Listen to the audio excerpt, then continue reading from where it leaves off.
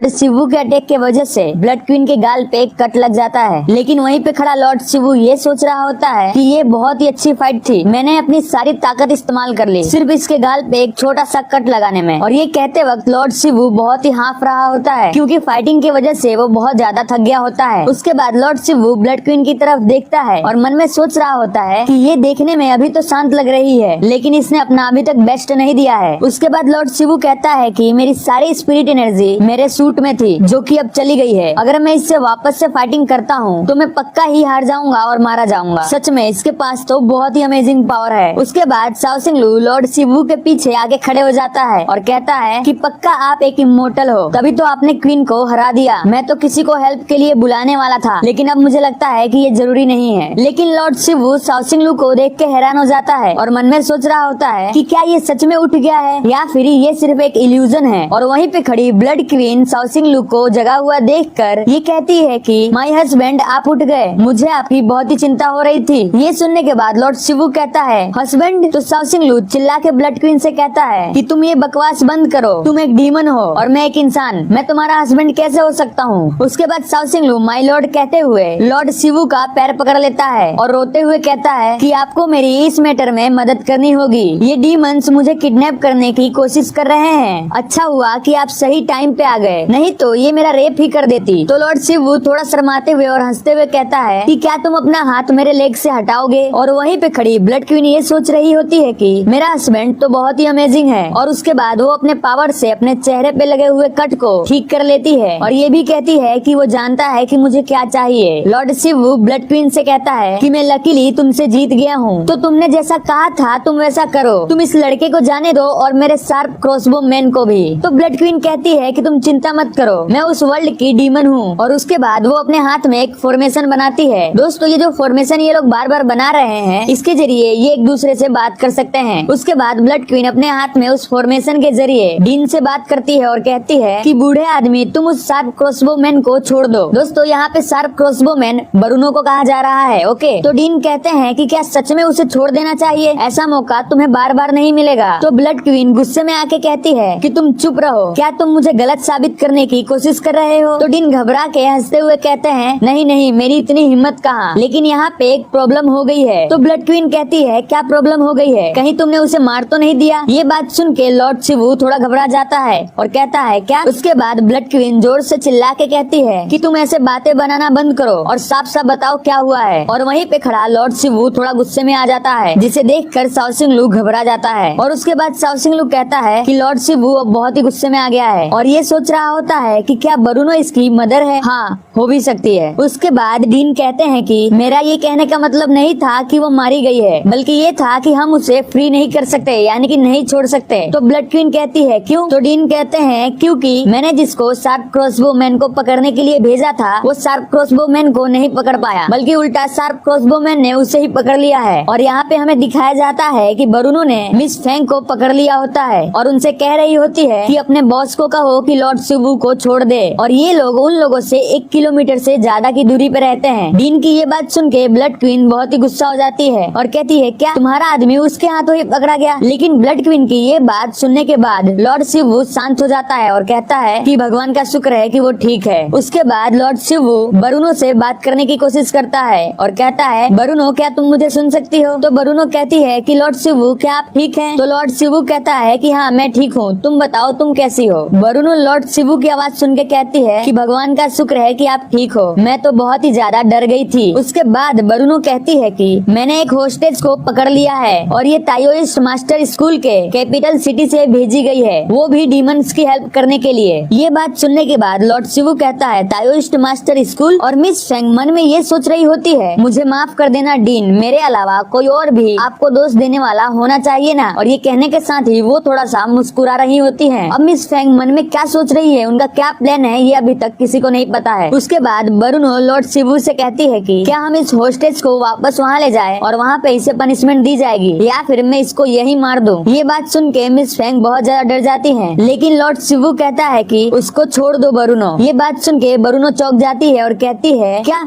लेकिन क्यों लॉर्ड शिवू? तो लॉर्ड शिवू कहता है कि तुमने अच्छा किया ब्रूनो, लेकिन इस मिशन के अंदर जो डीमंस हैं उनसे हम बड़ी ही आसानी से निपट सकते हैं और हमारा मिशन यहीं पे खत्म होता है, इसीलिए उसे जाने दो। तो ब्रूनो कहती है यस सर। लेकिन लॉर्ड शिवू अभी भी मन में ये सोच रहा होता है कि इस मिशन को लेकर मेरे अंदर अभी बहुत सारे क्वेश्चंस हैं और मुझे इस चीज को बहुत ही ज्यादा सीरियस लेना पड़ेगा। और उसके बाद ही आसमान का कलर चेंज होने लगता है, पूरा आसमान रेड कलर का हो जाता है, जिसे देखकर लॉर्ड शिवू कहता है कि अभी तो यहाँ पे मॉर्निंग की लाइट थी और वापस से ये कैसे हो गया। और ये चीज देखकर कि आसमान का कलर चेंज हो रहा है, सब बहुत ही ज्यादा चौंक जाते हैं। और वहीं पे खड़े साओसिंग लू को ये महसूस होता है कि ये तो एक डीमन एनर्जी है। और उसके बाद आसमान पूरी तरह से लाल हो जाता है और बिजली चमकती है और वहाँ से कोई बाहर आता है और उसके बाद आसमान में एक चेहरा बनता है जो कि मिसी डीमन इंपीरियर का शैडो डीमन क्लाउड होता है। और ये आने के साथ ही कहता है क्यूआई। दोस्तों क्यूआई का मतलब है क्यूतियान। ये क्यूतियान यानी कि साओसिंग लू के बारे में बात कर रहा है। और उसके बाद वो कहता है कि तुम्हारा बहुत ही शुक्रिया, अगर तुम नहीं होते तो मैं इस लड़के को इतनी आसानी से नहीं खोज पाता। लेकिन वहीं पे खड़ी ब्लड क्वीन उसको देख के ये सोच रही होती है कि मेरे फादर का शैडो डीमन क्लाउड यहाँ पे क्या कर रहा है। और डीन घबराए होते हैं और ये कह रहे होते हैं कि क्या ये क्यूआई के एरा को ट्रैक कर रहा है। लेकिन ब्लड क्वीन वापस से ये कहती है कि ये पॉसिबल ही नहीं है, क्योंकि मैंने बहुत ही ज्यादा सावधानी रखी थी और इसीलिए मैं अपने साथ यहाँ पे 3 ब्लैक डेविल्स को लाई थी। और उसके बाद शैडो डीमन क्लाउड कहता है कि तुम मरोगे बच्चे। लेकिन साओसिंग लू और लॉर्ड शिवू उसकी बातों पे ध्यान नहीं दे रहे होते हैं, बल्कि साओसिंग लू लॉर्ड शिवू से कहता है कि तुम अपराधी हो, तुम्हारे लिए ही क्वीन का फादर यहाँ पे आया है। और उसके बाद वो शैडो क्लाउड कहता है कि लॉक ऑन, यानी कि वो अपने लॉक ऑन मैजिक का इस्तेमाल करता है, जिसे देखकर साओसिंग लू कहता है कि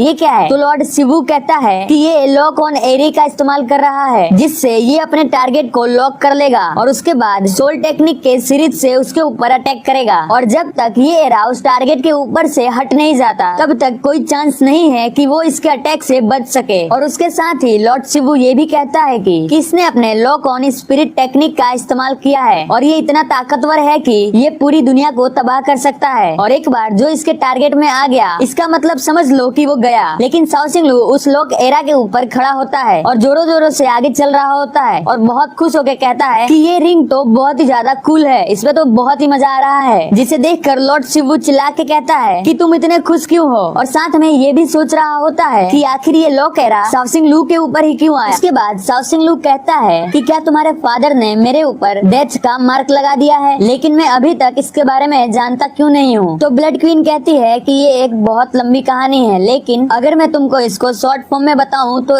इसका सीधा सीधा आंसर ये है कि वो हमारे शादी के खिलाफ थे। तो साओसिंग लू चिल्ला के कहता है क्या बस इस चीज के लिए तुम किसी को भी मार दोगे? लेकिन तुम ध्यान से सुनो, मैं तुम्हारा नहीं हूँ। और उसके बाद ब्लड क्वीन उसको उसका प्रॉमिस याद दिलाती है जो कि साओसिंग लू ने जब क्यूतियान यानी कि डीमन किंग था तब उससे किया था। उसके बाद साओसिंग लू ये सोच रहा होता है कि आखिर मैं इस डील को मना क्यों नहीं कर पा रहा हूँ। उसके बाद साओसिंग लू कहता है कि हाँ वो डील तो किया था। और उसके बाद साओसिंग लू को वो सारी चीजें फ्लैशबैक में याद आ रही होती है। उसके बाद वो कहता है कि मैं चाहता हूँ इसे मना करना, लेकिन मैं मना क्यों नहीं कर पा रहा हूँ। उसके बाद ब्लड क्वीन कहती है कि जानू तुम टेंशन मत लो, मैं तुम्हें प्रोटेक्ट करूंगी। तो वापस से साओसिंग लू चिल्ला के कहता है कि मुझे तुम्हारी प्रोटेक्शन की कोई जरूरत नहीं है। और वहीं पे खड़ा लॉर्ड शिवू ये सारी चीजें देखकर ये सोच रहा होता है कि ये कितना खतरनाक है, लेकिन ये लोग अभी भी एक दूसरे से बातें कर रहे हैं और क्या ये लोग मजाक कर रहे हैं। और उसके बाद लॉर्ड शिवू ऊपर की तरफ देखता है और ये कहता है कि ये मैजिकल पावर पूरे ही दुनिया में फैल गई है, यहाँ तक कि ये मैजिक क्लाउड फ्यूजन इस हवा में भी फैल गई है। और इस डेवल की पावर इतनी ज्यादा है कि इससे कोई नॉर्मल ताओइस्ट मास्टर डील नहीं कर सकता, लड़ नहीं सकता। उसके बाद लॉर्ड शिवू कहता है कि कुछ भी हो, लेकिन मैं एक पैराडाइज का कांस्टेबल हूँ और मैं किसी इवल को, किसी बेकसूर को मारने नहीं दे सकता। और उसके बाद वो ब्लड क्वीन से कहता है कि तुम अपने फादर से ये क्यों नहीं कहती कि वो इसे जाने दे। तो ब्लड क्वीन कहती है कि इसका कोई फायदा नहीं है, मेरे फादर हमेशा अपने काम के अनुसार निर्णय लेते हैं और ये जो मैजिक क्लाउड फ्यूजन है ये उनसे थोड़ा अलग है। निर्णय लेने के बाद ये उनके काबू में भी नहीं रहता है और ये तो अटैक करके ही मानेगा। अब यहाँ तक कि अगर मैं साओसिंग लू के सामने भी आ जाती हूँ उसे बचाने के लिए, फिर भी वो मारेगा। क्वीन की बात सुन के लॉर्ड शिवू कहता है कि क्या तो क्यों नहीं हम साथ में काम करें, तो शायद कोई बात बन जाए। साओसिंग लू लॉर्ड शिवू की बात सुनने के बाद कहता है कि तुम मेरे बारे में इतना सोच रहे हो उसके लिए थैंक यू, लेकिन डीमन किंग के सोल टेक्निक से लड़ना तुम्हारे लिए इतना आसान नहीं होगा। लेकिन डीन ने मुझसे एक बार कहा था कि हमें समझौता करना चाहिए। और ये कहने के बाद ही साओसिंग लू वहाँ से तेजी से भागना स्टार्ट कर कर देता है और कहता है कि मैं यहाँ से जितना दूर हो सके उतना दूर भाग जाऊंगा, जिससे कोई भी इसके अंदर इन्वॉल्व नहीं हो पाएगा। उसके बाद लॉर्ड शिवू कहता है कि डीन ने जो कहा है वो सही है, लेकिन शाओ सिंगलू भागते हुए कहता है कि तुम्हें यहाँ पे मेरे साथ खड़े रह के मरने की कोई जरूरत नहीं है। और ये कहने के साथ ही शाओ सिंगलू वहाँ से भागने लगता है, जिसे देखकर क्वीन कहती है कि हनी, और लॉर्ड शिवू कहता है कि ये एक अच्छा इंसान है। और वहीं पे दूर से डीन ये सारी चीजें देख रहे होते हैं और ये देखने के बाद उनके आंखों में आंसू आ जाते हैं। शाओ सिंगलू, तुम मेरे शिष्य होने के लिए पूरे हकदार हो, तुम एक बहुत अच्छे और रिस्पॉन्सिबल इंसान हो और मैं ऐसा आदमी नहीं हूँ जो रोऊं, लेकिन मैं अभी रो रहा हूँ। और डीन जैसे ये कह रहे होते हैं, शाओ सिंगलू उनकी तरफ ही भागा चला आ रहा होता है और उसके बाद आसमान में जो डीमन क्लाउड होता है वो अपना फुल चार्ज इस्तेमाल करता है और वहाँ पे मौजूद एयर को इकट्ठा करना चालू कर देता है, जिसे देखकर सभी लोग हैरान हो जाते हैं। और ब्लड क्वीन डीन से कहती है कि ओल्ड मैन, तुम्हें शाओ सिंगलू की मदद करनी होगी। तो डीन घबराते हुए कहते हैं कि तुम मुझे उन दोनों के बीच में क्यों डाल रही हो। और उसके बाद वो डीमन क्लाउड अपने मैजिक क्लाउड थंडर फायर का इस्तेमाल करते हुए शाओ सिंगलू पे हमला करता है, जिससे सभी लोग परेशान हो जाते हैं और उसके मुंह से थंडर फायर निकल रही होती है, यानी कि बिजली और आग का मिक्सर, और वो डायरेक्ट शाओ सिंगलू के ऊपर हमला करता है, जिसकी वजह से उस एरिया में एक बहुत बड़ा इम्पैक्ट पैदा होता है। और दूर खड़ी बरुनो ये सारी चीजें देख रही होती है और वो ये सोच रही होती है कि आखिर ये किस सोल की पावर है। और लॉर्ड शिवू से कहती है कि क्या आप ठीक हैं? तो लॉर्ड शिवू कहता है कि तुम टेंशन मत लो, मैं ठीक हूँ, मैं इस मैजिक क्लाउड फ्यूजन का टारगेट नहीं हूँ। तो बरुनो आराम की सांस लेती है और कहती है ओके। और उसके बाद बरुनो कहती है कि लॉर्ड शिवू, मैंने उस ताओइस्ट मास्टर को आजाद कर दिया है और मैं अब आपकी तरफ आ रही हूँ आपकी मदद करने। तो लॉर्ड शिवू कहता है कि नहीं, तुम यहाँ पे मत आओ, तुम पैराडाइज के पास जाओ और उनको बताओ कि यहाँ पे डीमन किंग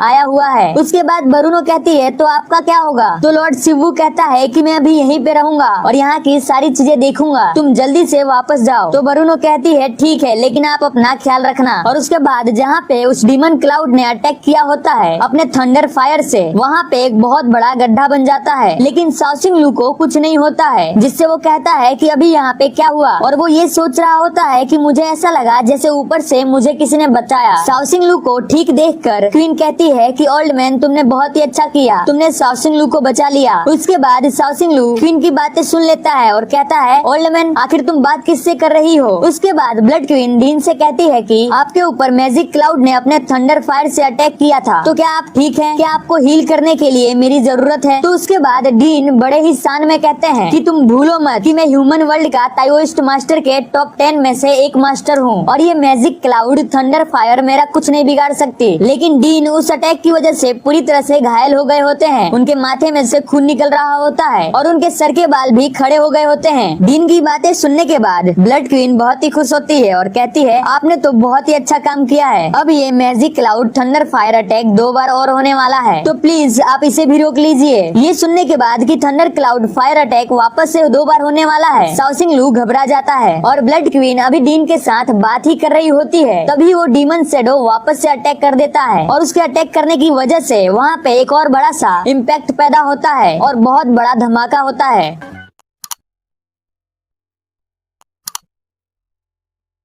और जब धूल हटती है तो सामने ब्लड क्वीन ने शाओ सिंगलू को बचा लिया होता है, लेकिन उस अटैक की वजह से ब्लड क्वीन भी घायल हो जाती है और ब्लड क्वीन शाओ सिंगलू से कहती है कि तुम चिंता मत करो, अभी एक और स्ट्राइक बाकी है, मैं उसे भी रोक लूंगी। शाओ सिंगलू ब्लड क्वीन की बातें सुन के थोड़ा सा पिघल जाता है और उसके पास जाता है और कहता है कि तुम में अब इतनी पावर नहीं रही कि तुम उसके लास्ट स्ट्राइक को झेल सको, मुझे नीचे उतारो। और वो उसको नीचे उतार देती है, तो वो कहता है थैंक यू मुझे बचाने के लिए, और साथ में वो वापस कहता है कि अब तुम मेरे पीछे रहो और मुझे देखो कि मैं कैसे इस लास्ट स्ट्राइक मैजिक क्लाउड के थंडर फायर को डिफेंड करता हूँ। शाओ सिंगलू को देखकर ब्लड क्वीन थोड़ी सी इमोशनल हो जाती है और कहती है हनी। उसके बाद शाओ सिंगलू मन में ये सोच रहा होता है कि जब मैं झाड़ू लगा रहा था तब मुझे ऐसा महसूस हुआ कि मैंने डिवाइन पूल में से इनविंसिबल गोल्डन बॉडी को प्राप्त कर लिया है, लेकिन मुझे ये नहीं पता कि मैंने उस समय उस चीज के लिए नो सिलेक्ट किया था, लेकिन फिर भी मैं उसका इस्तेमाल कर सकता हूँ। दोस्तों, शाओ सिंगलू उस समय की बात कर रहा है जब वो सो गया था और उसको वहाँ पे यस और नो करने का ऑप्शन आया था। वहाँ पे उसको इनविंसिबल गोल्डन बॉडी को सिलेक्ट करने का ऑप्शन था, लेकिन उसने वहाँ पे नो कर दिया था। और यहाँ पे हमको इनविंसिबल गोल्डन बॉडी के बारे में बताया जाता है कि इसके जरिए हम अपने शरीर को ठीक कर सकते हैं और सोल अटैक्स को भी निकाल सकते सकते हैं। और यहाँ पे हमको इनविंसिबल गोल्डन बॉडी के बारे में बताया जाता है कि इसके जरिए शरीर और सोल के अटैक्स को भी ठीक किया जा सकता है, और तो और शरीर के नेगेटिव स्टेट्स को भी बॉडी से बाहर निकाला जा सकता है। और पहले लेवल में इनविंसिबल गोल्डन बॉडी 30 सेकंड के लिए और पूरे एक दिन के लिए शरीर को कूल कर सकती है। और उसके बाद शाओ शिंग लू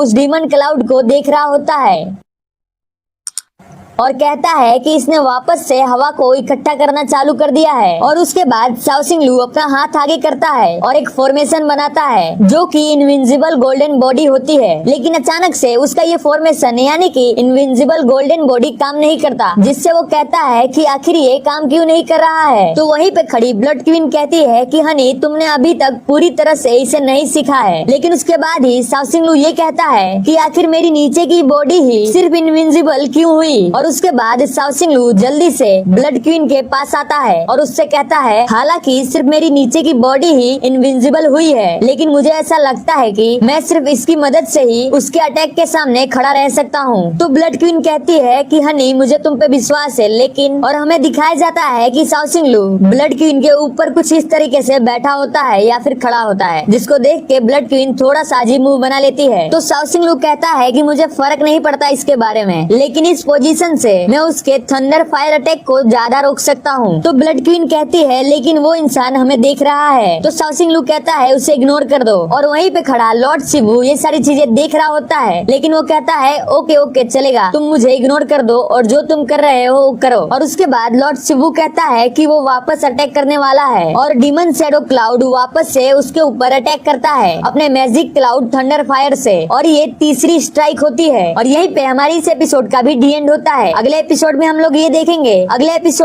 ये देखेंगे कि क्या शाओ शिंग लू उसके तीसरे स्ट्राइक से बच पाता है या नहीं।